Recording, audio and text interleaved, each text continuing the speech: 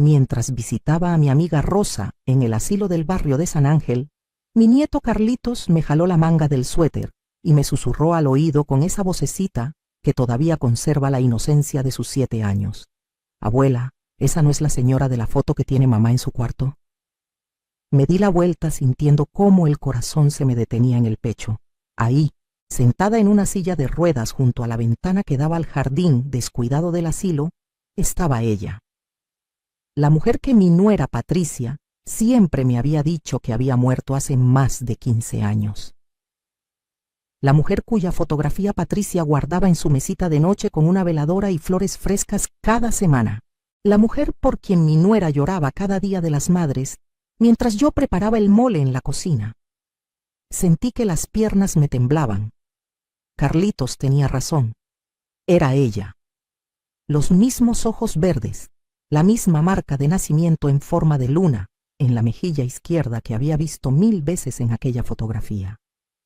Cuando me acerqué despacio, todavía sin poder creer lo que veía en mis ojos, la mujer levantó la vista del rosario que estaba rezando. Nuestras miradas se encontraron y vi cómo su rostro se ponía pálido, más pálido todavía de lo que ya estaba. Sus manos comenzaron a temblar y las cuentas del rosario cayeron al suelo haciendo un ruido que resonó en aquel pasillo silencioso que olía a desinfectante y a tristeza. Con una voz quebrada que apenas podía escucharse por encima del sonido del televisor en el comedor, me dijo algo que jamás olvidaré mientras viva. Por favor, señora, no le diga a mi hija que estoy aquí. En ese momento sentí como todo lo que creía saber sobre mi familia se desmoronaba como castillo de arena. Sigue mi historia hasta el final y comenta la ciudad desde donde me estás viendo para saber qué tan lejos ha llegado mi relato. Permítanme presentarme correctamente. Me llamo Esperanza Gutiérrez de Mendoza y tengo 68 años que llevo con orgullo. Nací en un pueblito de Michoacán donde aprendí desde niña que la familia es lo más sagrado que existe en este mundo. Mi madre, que en paz descanse, me enseñó que una mujer de bien siempre pone a los suyos primero, siempre. Y así viví toda mi vida. Me casé con Roberto a los 22 años, un hombre bueno y trabajador que me dio 3 hijos hermosos. Miguel, nuestro mayor, fue siempre el orgullo de la familia. Estudió ingeniería con becas y sacrificios, muchos sacrificios. Yo vendía tamales en las mañanas antes de ir a mi trabajo en la fábrica de textiles para pagar sus libros. Roberto hacía doble turno en la construcción. Nunca nos quejamos porque veíamos en Miguel nuestro futuro, nuestra esperanza de que la familia Mendoza llegara más lejos. Cuando Miguel tenía 26 años, conoció a Patricia en la universidad, donde él ya daba clases. Ella era su alumna, una muchacha que venía de la capital, bien vestida, bien hablada, con esos modales finos que yo nunca tuve. La primera vez que la trajo a casa, recuerdo que preparé mi mejor mole poblano, ese que me llevaba 2 días hacer. Limpié la casa hasta que brillaba cada rincón. Quería causarle buena impresión. Patricia llegó con un vestido elegante y zapatos de tacón que resonaban en nuestro piso de cemento. Me abrazó y me llamó suegrita, con una sonrisa que parecía tan genuina. Ese día, después de la comida, mientras yo lavaba los platos en la cocina, la escuché hablarle a Miguel en la sala. Pensó que no podía oírla, pero estas paredes siempre fueron delgadas. Tu mamá cocina delicioso, mi amor, pero pobre. Se nota que ha trabajado tanto toda su vida. Mis manos jamás estarán así de maltratadas. Sentí una punzada en el pecho, pero me dije que eran imaginaciones mías, que era mi inseguridad hablando.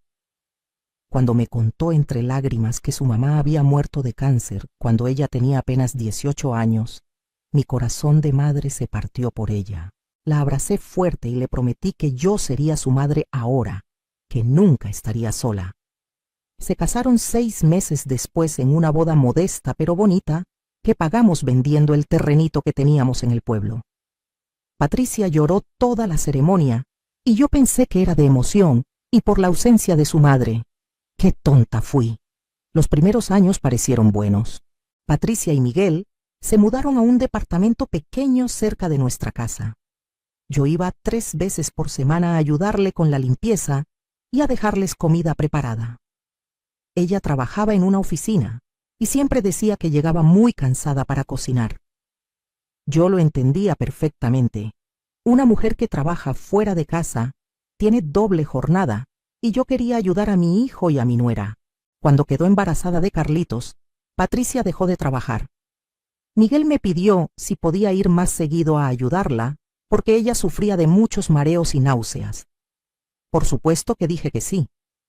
Llegaba a las 7 de la mañana y me iba a las 6 de la tarde. Limpiaba, cocinaba, lavaba, planchaba.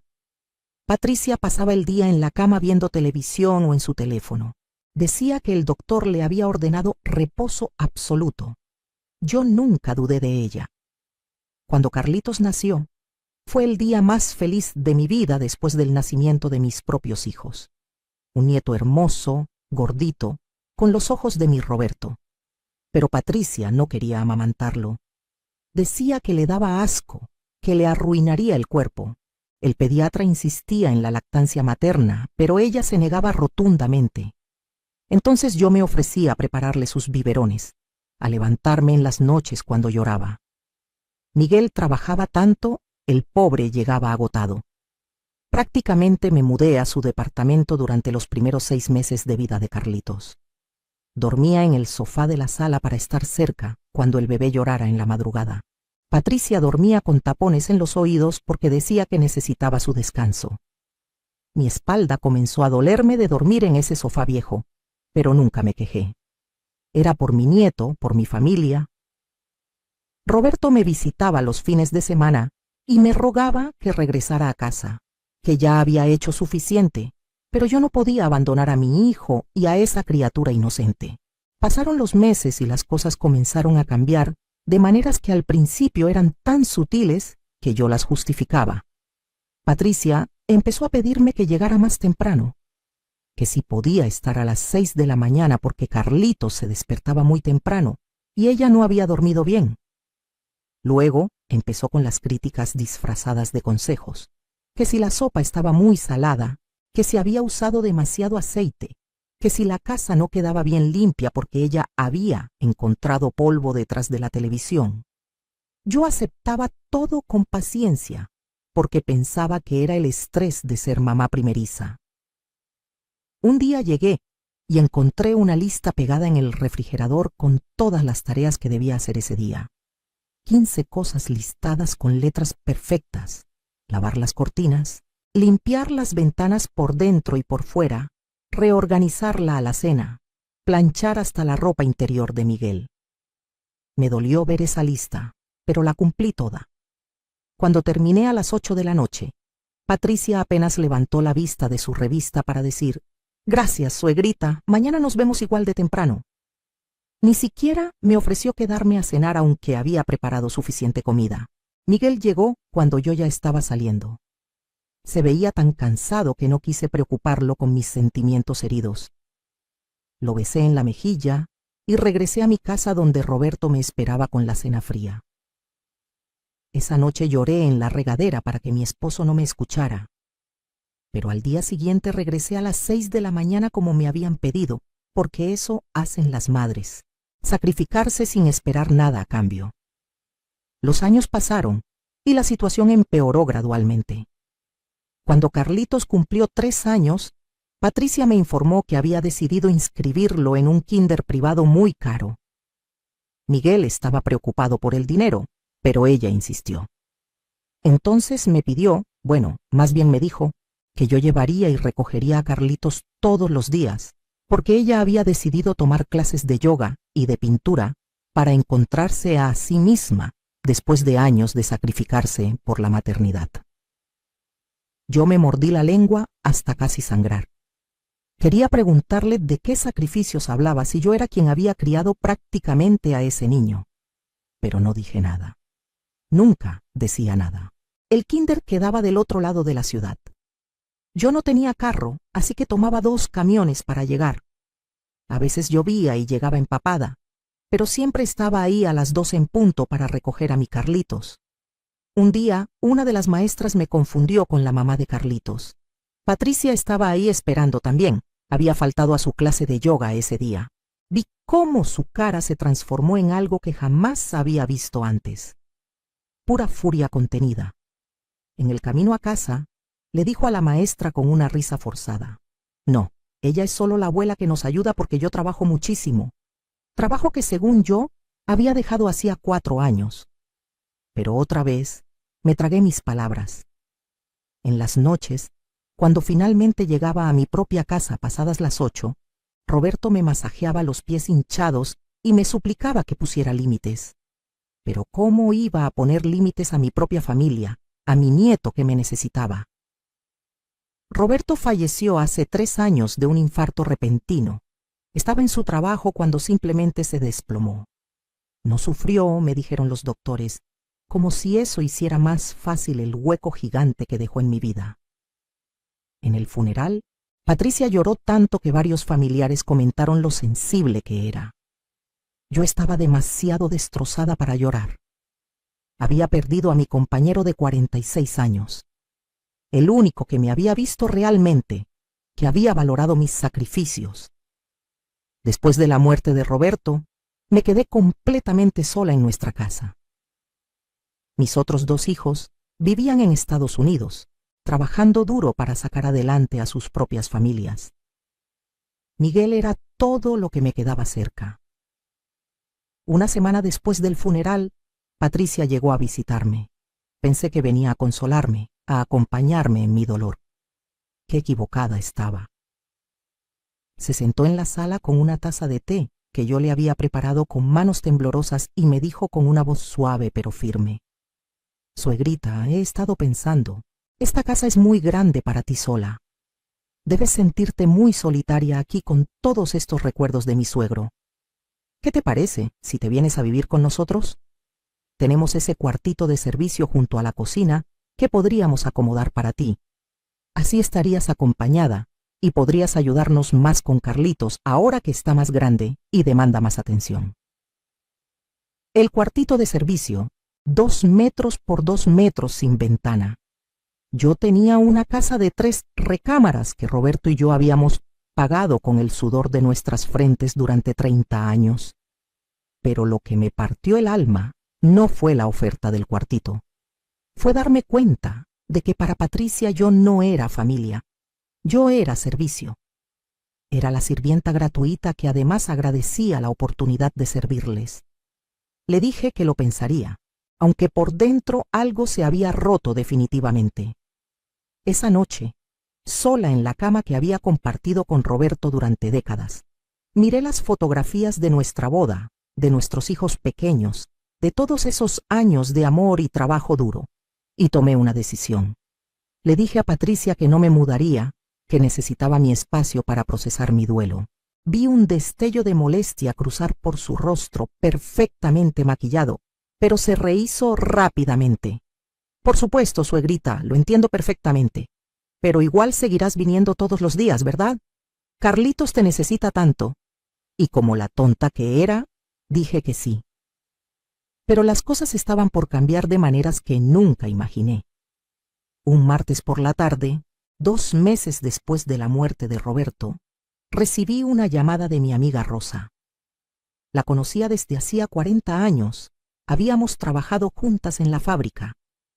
Rosa me llamaba entre lágrimas para decirme que le habían diagnosticado diabetes avanzada y que tendría que mudarse a un asilo porque vivía sola, y los doctores decían que necesitaba supervisión médica constante.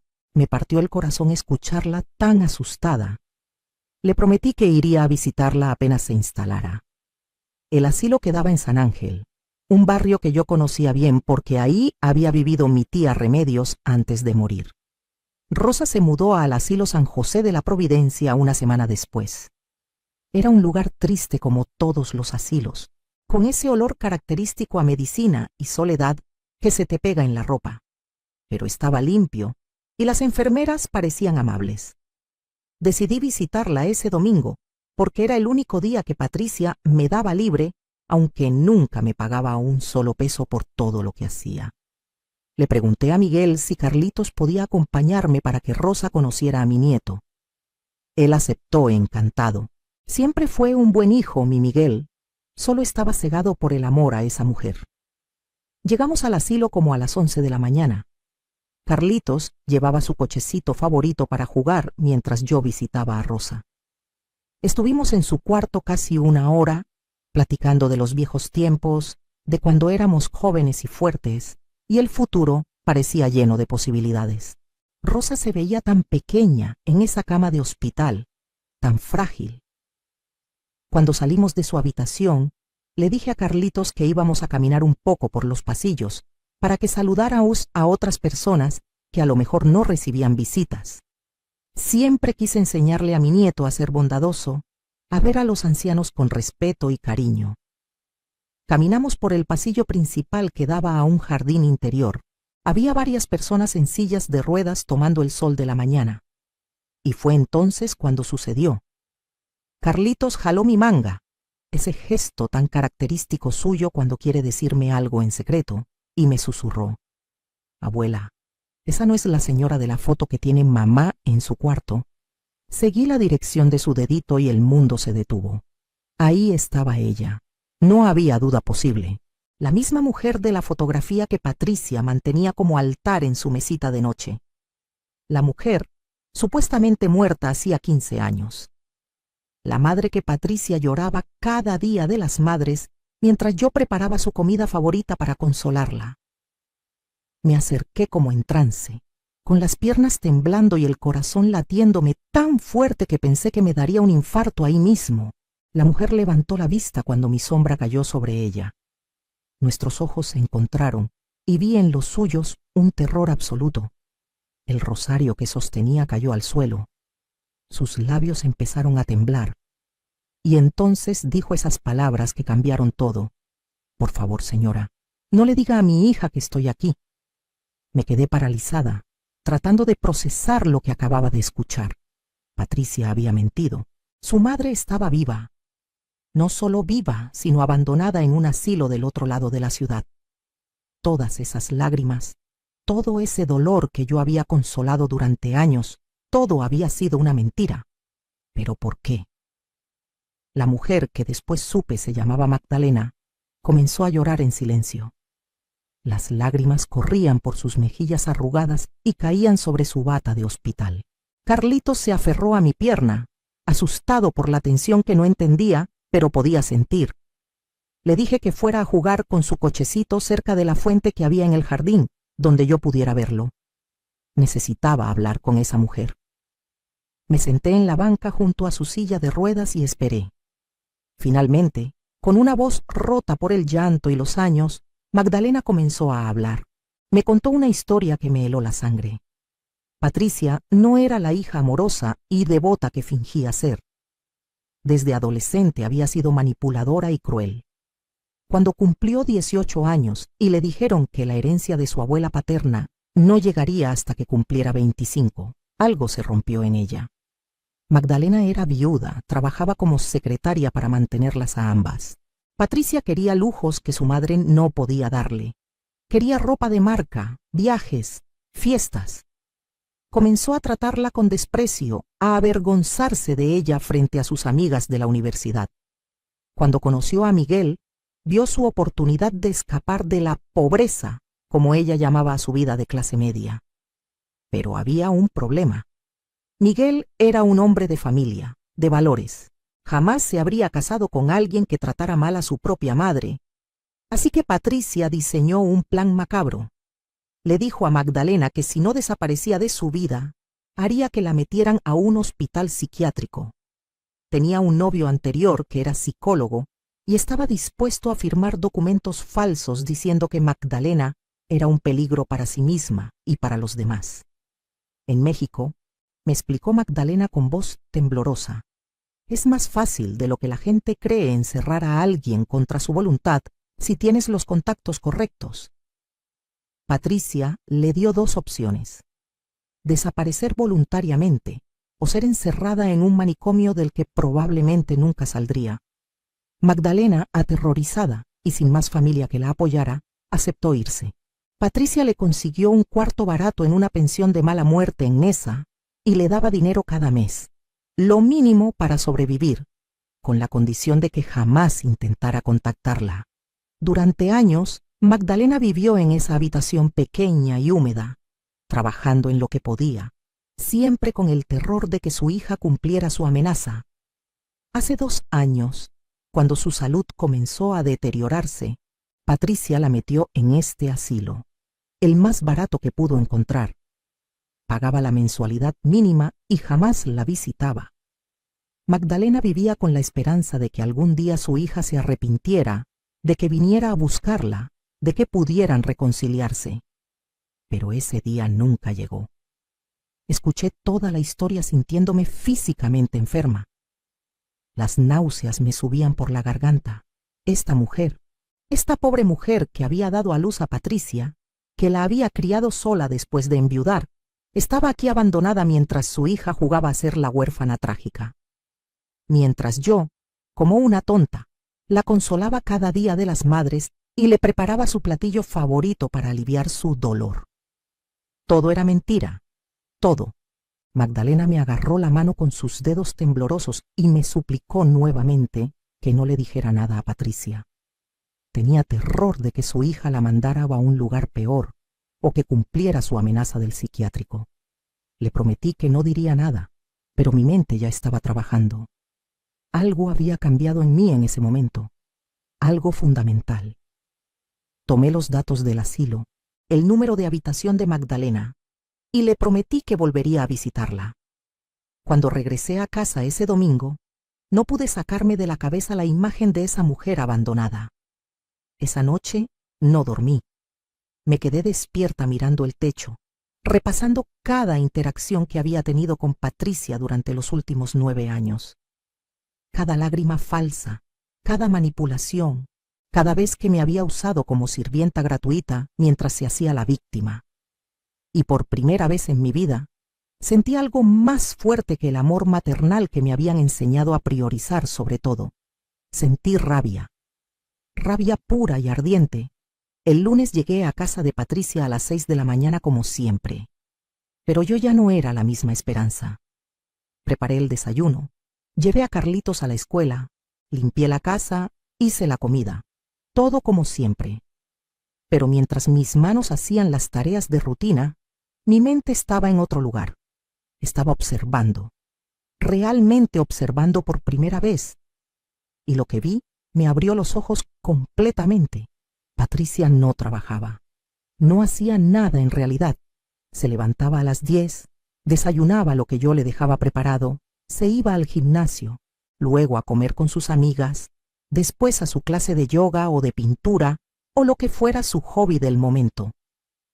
Regresaba a las 5, se duchaba, y para cuando Miguel llegaba a las 7, ella estaba perfectamente arreglada, maquillada, con la casa impecable que yo había limpiado, fingiendo estar exhausta de su día tan pesado. Miguel trabajaba 12 horas diarias. Salía de casa a las 6 de la mañana y regresaba agotado. Yo me preguntaba si él sabía realmente cómo era su vida. Si sabía que mientras él se mataba trabajando, su esposa se paseaba por la ciudad como si fuera una reina. Comencé a hacer preguntas sutiles. Le pregunté a Miguel cómo iban las finanzas. Me dijo que estaban muy apretados, que Patricia gastaba mucho, y él estaba considerando tomar un tercer trabajo los fines de semana. Un tercer trabajo. Mientras su esposa se hacía las uñas cada semana en el salón más caro del barrio. Decidí investigar más. Cuando Patricia salía, comencé a revisar discretamente. No estaba orgullosa de invadir su privacidad, pero necesitaba saber la verdad. Encontré cajas y cajas de zapatos de diseñador escondidas en el fondo de su closet. Etiquetas de ropa que costaba más que mi renta mensual. Y entonces encontré algo más. Estados de cuenta bancarios de una cuenta que Miguel no conocía. Patricia tenía ahorros, mucho dinero ahorrado. Dinero que claramente venía de la herencia de su abuela que debió haber recibido a los 25 años. Eso había sido hacía más de 10 años.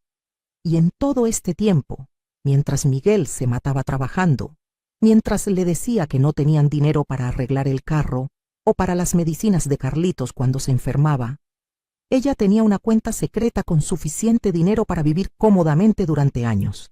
Pero lo peor, lo que realmente me hizo ver quién era Patricia, lo encontré en su diario. Lo sé, leer el diario de alguien está mal. Pero a estas alturas, yo ya había cruzado una línea y no había vuelta atrás. El diario estaba escondido debajo del colchón de su lado de la cama. Cuando lo abrí y comencé a leer, sentí que el piso se abría bajo mis pies. Había entradas de los últimos 5 años, y en cada una Patricia escribía cosas horribles sobre todos nosotros, sobre Miguel. A veces me pregunto por qué me casé con él. Es tan aburrido y predecible, pero es manejable, y eso es lo que importa. Hace todo lo que le digo. El amor verdadero es un cuento de hadas. Lo importante es la estabilidad y que no me moleste demasiado. Sobre Carlitos. El niño está bien, supongo. Al menos la vieja se encarga de él. Gracias a Dios por eso, porque la maternidad no es lo mío. Todos hablan de ese instinto maternal, pero yo nunca lo sentí. Lo tuve porque Miguel lo quería y porque se supone que eso es lo que hacen las esposas. Pero sinceramente, preferiría no tener que lidiar con él. Y sobre mí había páginas y páginas. La vieja Esperanza es tan patética. Haría cualquier cosa por nosotros y ni siquiera tengo que pedírselo. Solo tengo que verme un poco triste o mencionar que estoy cansada y ahí está, ofreciéndose a hacer todo. Es como tener una sirvienta gratis que además te agradece por dejarla trabajar. Miguel dice que debería pagarle algo, pero ¿para qué? Ella lo hace por amor, como ella dice. ¡Qué tonta! El amor es para los débiles. Yo uso lo que tengo para conseguir lo que quiero, y si lo que tengo es una suegra ingenua que quiere sentirse necesitada, pues la uso. Cerré el diario con las manos temblando. Las lágrimas corrían por mi cara, pero no eran lágrimas de tristeza. Era pura rabia. Años de mi vida había dedicado a esta familia. Había sacrificado mi salud, mi tiempo con Roberto en sus últimos años, mi propia paz mental. Y para ella, yo era solo una tonta útil. Me sequé las lágrimas y guardé el diario exactamente donde lo había encontrado. Patricia no podía saber que yo sabía. Todavía no. Porque en ese momento tomé una decisión. Iba a descubrir toda la verdad. Cada mentira, cada manipulación. Y después, de alguna manera, haría que Patricia pagara por lo que había hecho. No solo a mí, sino a su propia madre, a mi hijo, a mi nieto. Durante las siguientes semanas me convertí en detective. Seguí visitando a Magdalena en el asilo 2 veces por semana. Le llevaba comida casera, ropa limpia y, sobre todo, compañía. Esa pobre mujer estaba tan sola, tan hambrienta de afecto, que lloraba cada vez que me veía llegar. Me contó más detalles de la relación con Patricia. Cómo desde pequeña su hija había mostrado señales preocupantes. Manipulaba a otros niños en la escuela, mentía compulsivamente, nunca mostraba remordimiento cuando la atrapaban haciendo algo malo. Magdalena había intentado llevarla a terapia, pero Patricia se negaba, y cuando la obligó, la niña actuó tan perfectamente frente a la psicóloga que la profesional dijo que no veía ningún problema. Patricia había aprendido desde muy joven a usar máscaras, a mostrarle a cada persona exactamente lo que querían ver. Con Miguel se mostraba como la esposa perfecta, amorosa, pero no empalagosa. Con sus amigas era sofisticada y divertida. Conmigo era respetuosa pero distante, manteniéndome siempre en mi lugar como la ayuda familiar. Y con el mundo exterior era la pobre huérfana que había superado su tragedia con gracia y fortaleza. Todo era actuación, nada era real. También comencé a documentar todo. Cada vez que Patricia salía, yo tomaba fotos de sus compras escondidas en el closet, fotografié los estados de cuenta de su cuenta secreta. Hice copias de las páginas más reveladoras de su diario. Guardaba todo en una caja de zapatos en mi casa, bajo mi propia cama. Sabía que eventualmente necesitaría pruebas. En esas semanas también noté algo más. Patricia estaba coqueteando con el entrenador del gimnasio. Lo supe porque un día la seguí. Me sentí ridícula, una señora de 68 años siguiendo a su nuera por la ciudad como en una novela barata. Pero lo hice. Y lo que vi confirmó mis peores sospechas. Después de su clase de yoga, Patricia se quedaba en el café del gimnasio con Ricardo, su entrenador personal. Un tipo 20 años menor que ella, musculoso, con esa sonrisa ensayada de quien sabe que es guapo. Los vi reír. Vi cómo ella tocaba su brazo, cómo él se inclinaba muy cerca cuando le hablaba. No llegué a ver nada más explícito, pero la intención estaba clara. Mientras todo esto pasaba, yo seguía siendo la esperanza de siempre frente a Patricia y Miguel. Sumisa, servicial, agradecida por las migajas de atención que me daban. Pero por dentro estaba cambiando. Me sentía más fuerte, más clara, más yo misma de lo que había sido en años. La rabia me había despertado de un sueño que había durado demasiado tiempo. Un jueves por la tarde, mientras limpiaba la habitación de Patricia y Miguel, encontré algo más. Papeles legales escondidos en el fondo de un cajón de su escritorio. Eran documentos para un divorcio. Patricia los había mandado a hacer, pero aún no los había presentado. Mientras los leía, sentí que el corazón se me salía del pecho. Patricia estaba planeando divorciarse de Miguel, y en los documentos pedía la custodia completa de Carlitos, la casa que técnicamente estaba a nombre de los dos, y una pensión alimenticia absurda. Había una carta adjunta de su abogado explicando la estrategia. Iban a alegar que Miguel era un adicto al trabajo que descuidaba a su familia, que Patricia había tenido que sacrificar su carrera para cuidar al niño y que necesitaba apoyo financiero sustancial para mantener el nivel de vida al que Carlitos estaba acostumbrado. Todo era mentira. Cada palabra, pero con un buen abogado y su habilidad para actuar, probablemente ganaría. Miguel quedaría en la ruina, destrozado emocionalmente, y apenas vería a su hijo. Y Patricia se quedaría con todo, incluyendo la casa que Miguel había pagado con años de trabajo, de sol a sol. La fecha en los documentos mostraba que los había solicitado hacía 3 meses, lo cual significaba que mientras yo limpiaba su casa, mientras Miguel se mataba trabajando, mientras Carlitos pedía más atención de su mamá, Patricia ya estaba planeando destruir esta familia. Tomé fotos de cada página con mi celular viejo. Las manos me temblaban tanto que algunas salieron borrosas, pero la mayoría eran legibles. Las guardé en mi correo electrónico y también las imprimí en el cibercafé cerca de mi casa. Estaba construyendo un archivo de toda la maldad de Patricia. Pero yo sola no podía hacer mucho, necesitaba ayuda. Y la encontré en el lugar más inesperado. La hermana menor de Roberto, mi cuñada Refugio, había sido abogada antes de retirarse. No habíamos hablado mucho desde el funeral de Roberto porque vivía en Guadalajara, pero siempre habíamos tenido buena relación. La llamé una noche y le conté todo. Absolutamente todo. Esperaba que pensara que me había vuelto loca, que estaba exagerando por celos o resentimiento. Pero Refugio me escuchó en silencio durante casi 2 horas. Cuando terminé de hablar, hubo un largo silencio. Luego escuché su voz, firme y clara. Esperanza, esa mujer es una sociópata y va a destruir a Miguel y a ese niño si no hacemos algo. Dame unos días. Voy a hacer algunas llamadas, a revisar tus fotos que me mandaste y vamos a armar un plan.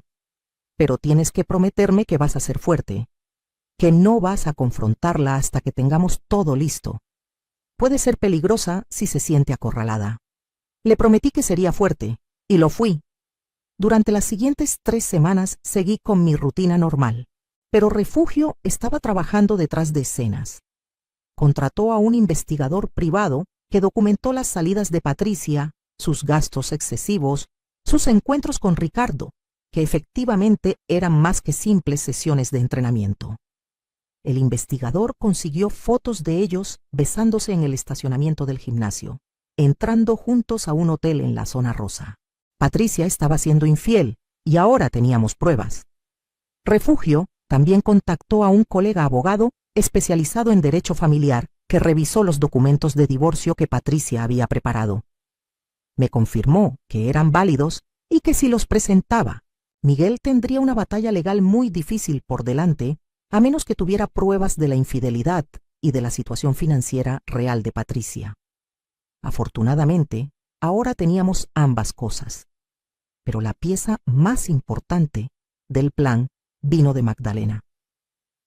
Durante una de mis visitas, le conté lo que estaba haciendo. Esperaba que me dijera que parara, que perdonara a su hija, que le diera otra oportunidad. Pero Magdalena me sorprendió. Con lágrimas corriendo por su rostro me dijo: «Haga lo que tenga que hacer, señora Esperanza. Yo ya perdí a mi hija hace muchos años. La niña dulce que yo crié murió y se convirtió en esto. Si hay alguna forma de proteger a ese niño inocente de convertirse en otra víctima de Patricia, hágalo. Yo voy a ayudarla». Magdalena aceptó testificar si era necesario. Aceptó documentar todo lo que Patricia le había hecho y me dio algo más, algo que yo no sabía que existía. Grabaciones. Resultó que años atrás, cuando Patricia la amenazó con el psiquiátrico, Magdalena tuvo el instinto de grabar sus conversaciones. Tenía cintas viejas guardadas en una caja en el asilo. Conversaciones donde Patricia claramente amenazaba a su madre, donde admitía que solo quería su dinero, donde decía cosas horribles sobre Miguel, incluso antes de casarse con él. «Es solo un medio para un fin», decía Patricia en una de las grabaciones. «Me sacará de esta vida mediocre y me dará estabilidad. Y cuando herede lo de la abuela, podré hacer lo que quiera. Si sigue sirviendo, me quedo con él. Si no, me divorcio y me quedo con la mitad de todo lo que tenga». Las grabaciones tenían más de 10 años, pero eran oro puro. Mostraban un patrón de comportamiento, una premeditación. Patricia no era una esposa que se había decepcionado con el tiempo. Era una estafadora que había planeado esto desde el principio. Refugio llegó a Ciudad de México un mes después de nuestra primera conversación. Vino con el abogado, con todas las pruebas organizadas, con un plan completo. Nos reunimos en mi casa un domingo, mientras Patricia pensaba que yo estaba visitando a una amiga enferma.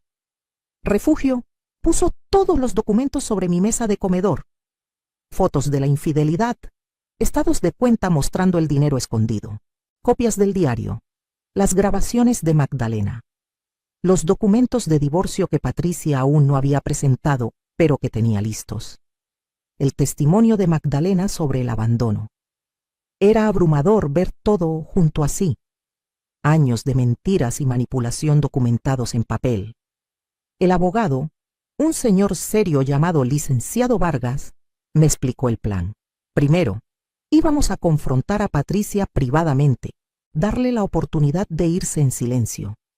Si aceptaba divorciarse de Miguel sin pedir nada, sin pelear por la custodia, y si aceptaba comenzar a cuidar apropiadamente de su madre, no haríamos públicas las pruebas. Pero si se negaba, si intentaba pelear, entonces usaríamos todo lo que teníamos. Miguel tendría que saberlo todo eventualmente, pero queríamos protegerlo del dolor innecesario si era posible. Aunque una parte de mí quería que Miguel supiera exactamente con quién se había casado, entendía que era mejor así. Elegimos un martes para la confrontación. Miguel estaría en un viaje de trabajo en Monterrey. Carlitos estaría en la escuela. Sería solo Patricia, yo, Refugio y el licenciado Vargas. Llegamos a su casa a las 10 de la mañana. Toqué el timbre como siempre, usando mi llave como había hecho 1000 veces antes. Patricia estaba en la cocina tomando su café, todavía en pijama, viendo videos en su teléfono. Levantó la vista cuando entré y su expresión cambió inmediatamente al ver que venía acompañada. «Suegrita, ¿qué es esto? No me dijiste que venía a visita», dijo con esa voz controlada que usaba cuando estaba molesta pero trataba de ocultarlo. «Patricia, necesitamos hablar», dije con una voz que no reconocí como mía. Sonaba fuerte, segura. Nada como la esperanza sumisa que ella conocía. Ellos son mi cuñada Refugio y el licenciado Vargas. Tenemos información que necesitas ver. Vi cómo el color se le iba de la cara. Sus ojos volaron de mí a Refugio, al abogado, y de vuelta a mí. Su cerebro estaba trabajando rápidamente, tratando de calcular qué sabíamos, cómo manejarlo. Pero por una vez, Patricia no tenía el control. Nos sentamos en su sala, esa sala que yo había limpiado cientos de veces. El licenciado Vargas abrió su portafolio y comenzó a sacar documentos. Uno por uno, los puso sobre la mesa de centro. Las fotos de ella con Ricardo, los estados de cuenta de su cuenta secreta, las copias de su diario, los documentos de divorcio que ella había preparado, y finalmente, una foto de Magdalena en el asilo. Con cada documento que aparecía, Patricia se ponía más pálida. Sus manos temblaban. Abrió la boca varias veces, pero no salía ningún sonido. Finalmente, cuando el licenciado puso la foto de su madre sobre la mesa, Patricia emitió un sonido estrangulado. «¿Cómo? ¿Cómo conseguiste esto?», susurró, mirándome con una mezcla de shock y odio puro. «Resulta que tu madre, que supuestamente murió hace 15 años, está muy viva», dije con una calma que no sentía.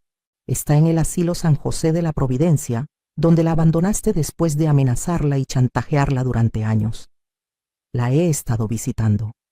Es una mujer maravillosa que no merecía tener una hija como tú». Patricia se puso de pie de un salto. «Tú no sabes nada. No sabes lo que pasé, lo que ella». «Tenemos grabaciones», la interrumpió Refugio fríamente. «Grabaciones de hace años donde la amenazas, donde admites que solo te casaste con Miguel por conveniencia, donde planeas cómo manipularlo. Tu madre fue más lista de lo que pensaste». Patricia se dejó caer de nuevo en el sofá. Podía ver su mente trabajando, buscando una salida, una forma de voltear la situación, pero esta vez no había salida. El licenciado Vargas habló con voz profesional y seria. «Señora Patricia, tiene dos opciones. Opción 1. Acepta divorciarse de Miguel de manera amistosa. No pedirá pensión alimenticia ni custodia. Puede tener un régimen de visitas con Carlitos si el niño lo desea, pero no peleará por la custodia. Dejará la casa y tomará solo lo que es legalmente suyo, sus pertenencias personales.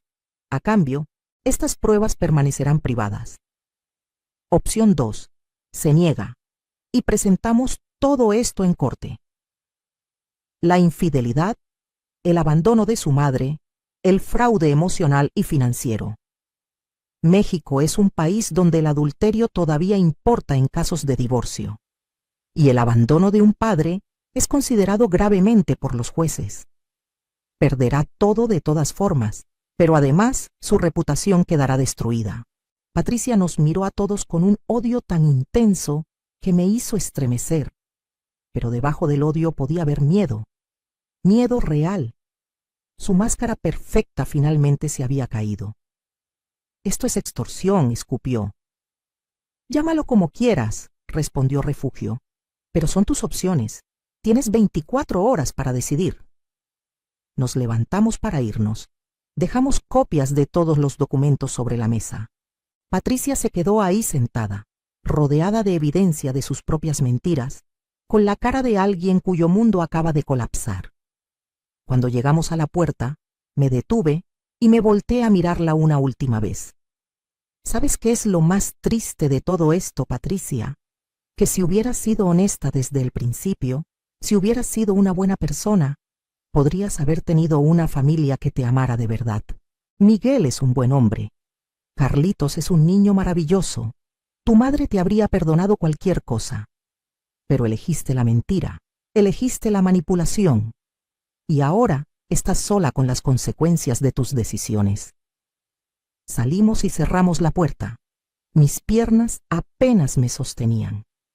Refugio me abrazó en el pasillo. «Lo hiciste muy bien», me dijo. «Estoy tan orgullosa de ti». Esa noche no dormí esperando la respuesta de Patricia. Pero a las 8 de la mañana siguiente, recibí un mensaje de texto del licenciado Vargas. Aceptó. Firmará todo esta tarde. Sentí una mezcla de alivio y tristeza. Alivio porque Miguel y Carlitos estarían protegidos. Tristeza porque tendría que decirle a mi hijo que su matrimonio había terminado, aunque no necesariamente todos los detalles de por qué. Refugio y el licenciado Vargas manejaron los aspectos legales. Patricia firmó los papeles de divorcio aceptando todos nuestros términos. Se mudó de la casa en una semana. Llevándose solo su ropa y objetos personales, dejó todo lo demás. Miguel regresó de su viaje de negocios a una casa sin esposa. Cuando me llamó desesperado preguntando qué había pasado, fui a su casa. Le dije que Patricia había decidido que no quería estar casada más, que había conocido a alguien más, que lo sentía mucho. Vi cómo mi hijo se rompía frente a mí. Lloró como no lo había visto llorar desde que era niño. Lo abracé y dejé que se desahogara, sabiendo que le estaba ocultando la verdad completa, pero creyendo que era por su bien. Las semanas siguientes fueron difíciles. Miguel estaba destrozado. Carlitos no entendía por qué su mamá se había ido y lloraba por las noches. Yo me mudé temporalmente con ellos para ayudar, pero esta vez era diferente. Esta vez Miguel insistió en pagarme, en tratarme como lo que merecía, con respeto y gratitud. Esta vez yo también puse límites. Les ayudaba porque quería, porque los amaba. Pero ya no me sacrificaba hasta el punto de perderme a mí misma. Patricia desapareció de nuestras vidas casi completamente. Venía a ver a Carlitos una vez al mes, visitas supervisadas que generalmente duraban unas pocas horas antes de que ella se aburriera y se fuera. El niño eventualmente dejó de preguntar por ella. Es triste, pero es la realidad. Algunos padres simplemente no tienen ese instinto, ese amor incondicional que se supone que deberían tener. Pero la parte más hermosa de toda esta historia vino después. 2 meses después del divorcio, llevé a Carlitos conmigo a visitar a Magdalena al asilo. Le había explicado con cuidado que su otra abuela estaba viva, que había sido un malentendido y que ella quería conocerlo. Carlitos tenía solo 9 años, pero era un niño inteligente y sensible. Cuando vio a Magdalena, se acercó tímidamente. Ella extendió sus brazos temblorosos y él se dejó abrazar. Vi cómo las lágrimas corrían por el rostro de Magdalena mientras abrazaba a su nieto por primera vez. Comenzamos a visitarla cada semana. Miguel también empezó a ir una vez que le expliqué la situación real. Le conté sobre el abandono, aunque no todos los detalles más oscuros. Mi hijo quedó horrorizado de que su ex esposa hubiera hecho algo así. Entre todos, decidimos sacar a Magdalena de ese asilo deprimente. Miguel y yo juntamos dinero y la mudamos a uno mucho mejor, con jardines bonitos y personal atento.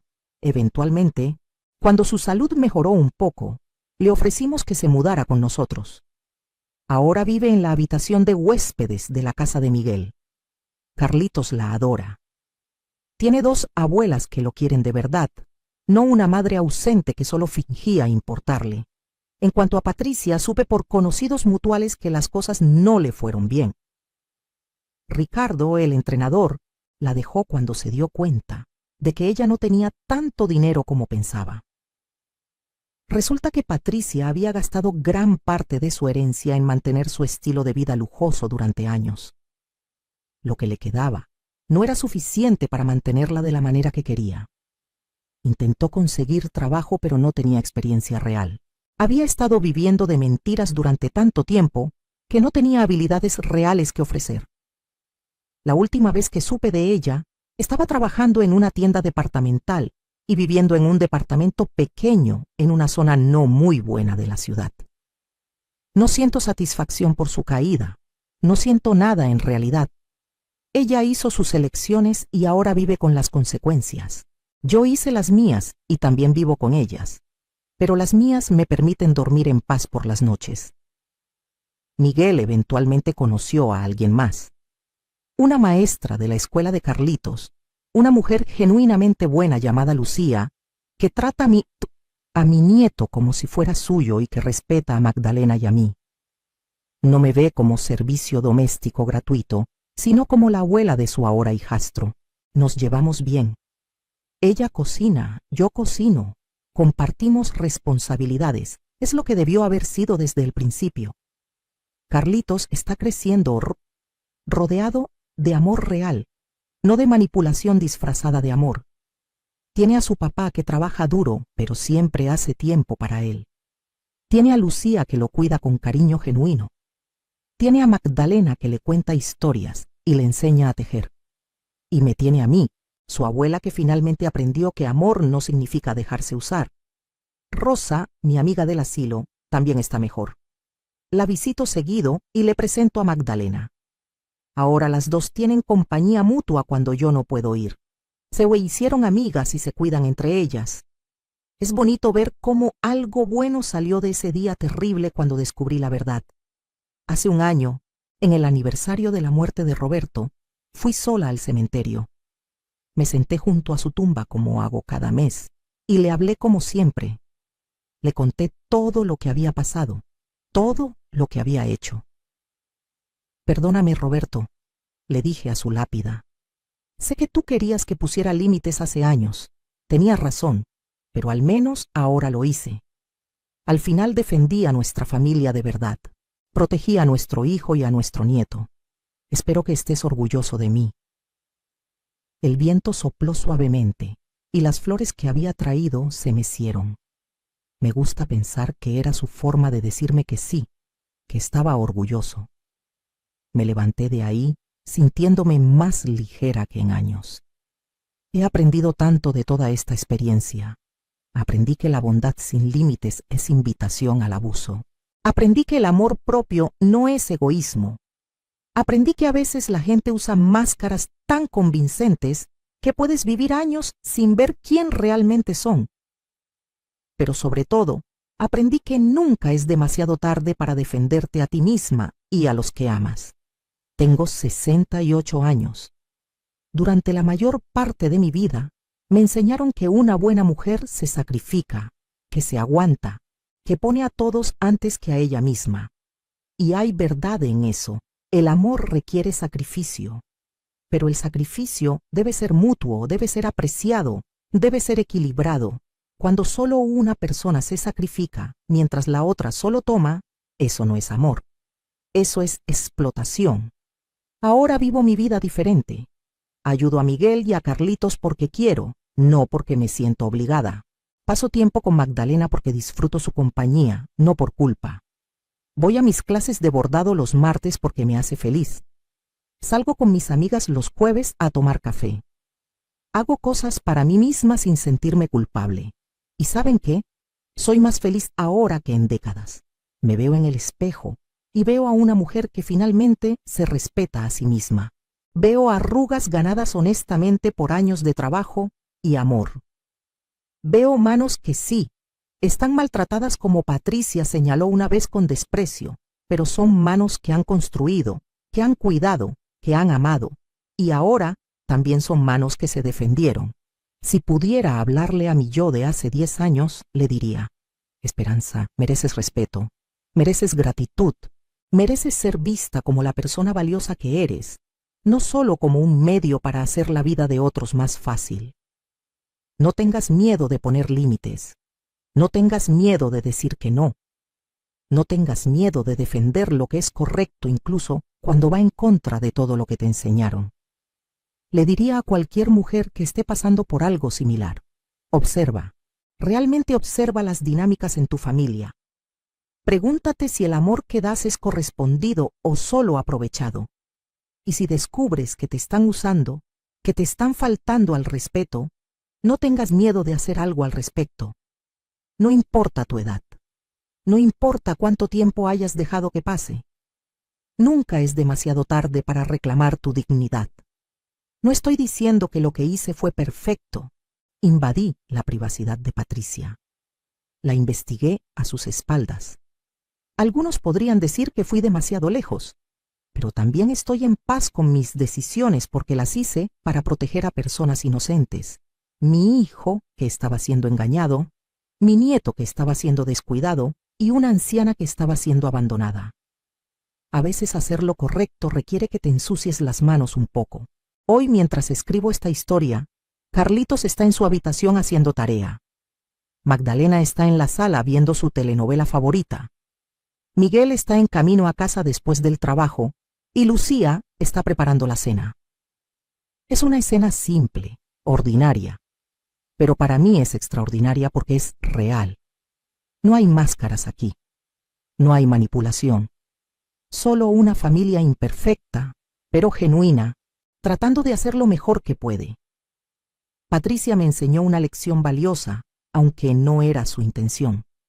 Me enseñó que no todas las personas que sonríen son buenas, que no todas las lágrimas son genuinas, que a veces las personas más peligrosas son las que aparentan ser víctimas mientras secretamente son victimarios.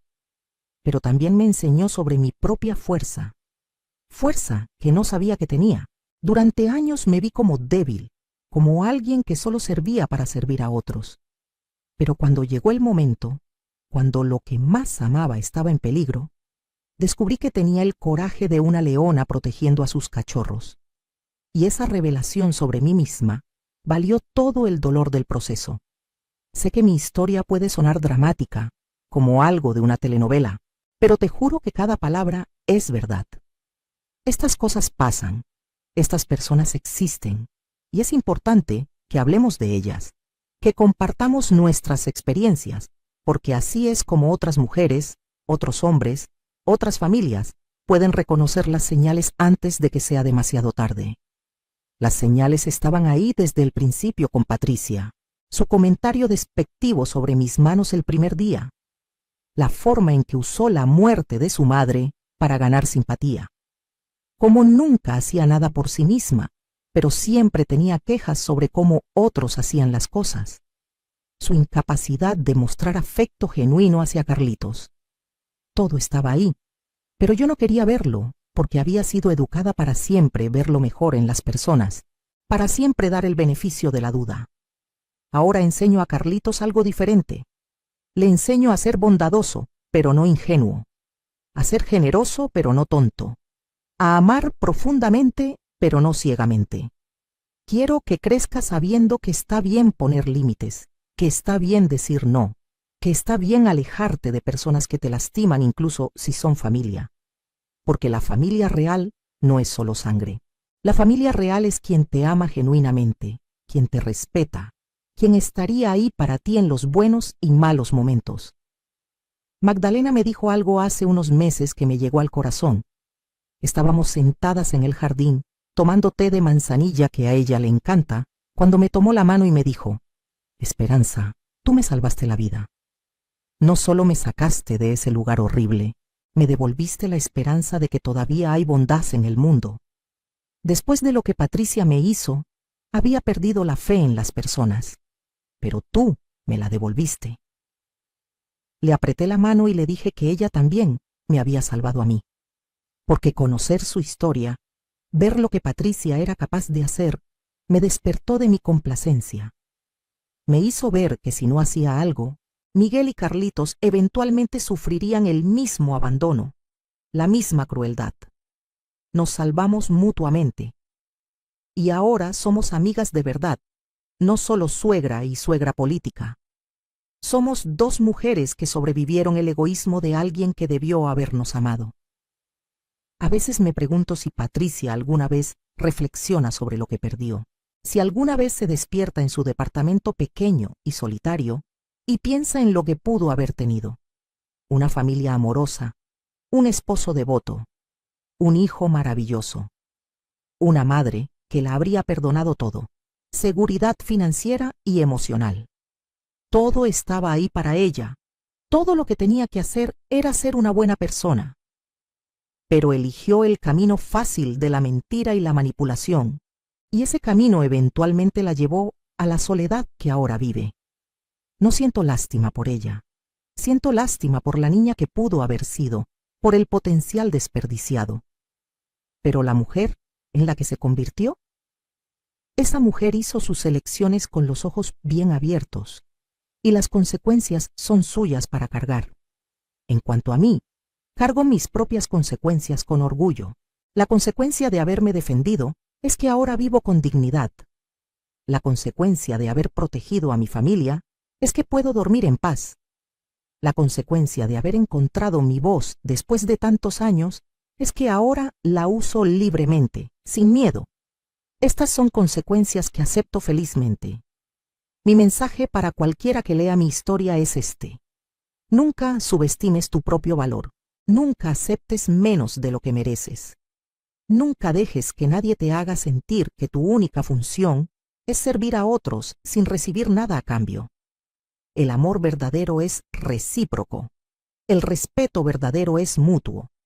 Y la familia verdadera te construye, no te destruye. Si estás en una situación donde te sientes usado, donde tu bondad es vista como debilidad, donde tus sacrificios son esperados, pero no apreciados, quiero que sepas que tienes opciones. Puede que no lo parezca. Puede que sientas que estás atrapado, que ya has invertido demasiado tiempo, demasiado amor, demasiada energía para irte ahora. Pero yo tenía 68 años cuando finalmente me defendí. Si yo pude hacerlo después de toda una vida de complacencia, tú también puedes. No será fácil. Habrá momentos en que dudes de ti mismo. Habrá personas que te dirán que estás siendo egoísta, que debes perdonar y olvidar, que la familia es familia sin importar qué. No los escuches. Escucha tu corazón.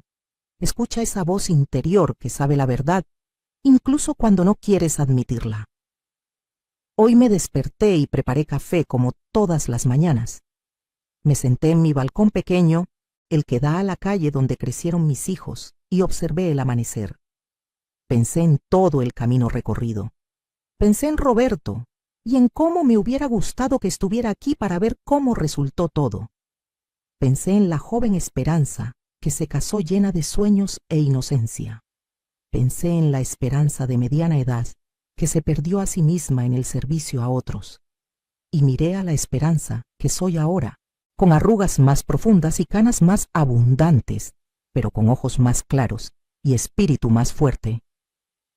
Y me sentía agradecida, agradecida por las lecciones, por dolorosas que fueran, agradecida por la fuerza que no sabía que tenía, agradecida por una segunda oportunidad de vivir con autenticidad. El sol terminó de salir, pintando el cielo de naranja y rosa, un nuevo día, una nueva oportunidad. Eso es lo que cada día representa ahora para mí. Ya no vivo en automático, cumpliendo expectativas de otros. Vivo intencionalmente, haciendo elecciones conscientes sobre cómo uso mi tiempo y mi energía. Y esa libertad de elegir, es el regalo más grande que me di a mí misma cuando finalmente dije, basta. ¿Qué harías en mi lugar? ¿Has estado en una situación similar? ¿Has tenido que defenderte contra alguien que abusaba de tu bondad? Comenta abajo tu historia, tu ciudad, tus pensamientos, porque nuestras historias importan, nuestras voces importan, y juntas podemos ayudarnos unas a otras a encontrar la fuerza para vivir con dignidad y amor propio. Gracias por escuchar mi historia. Gracias por permitirme compartir este pedazo de mi vida con ustedes. Espero que si necesitabas escuchar que está bien defenderte, que está bien poner límites, que está bien decir no, lo hayas encontrado aquí. Nunca es demasiado tarde. Nunca eres demasiado vieja. Nunca has sacrificado demasiado como para que no valga la pena reclamar tu dignidad. Vales más de lo que crees, mereces más de lo que aceptas y tienes más fuerza de la que imaginas. Créelo. Yo lo hice y cambió todo.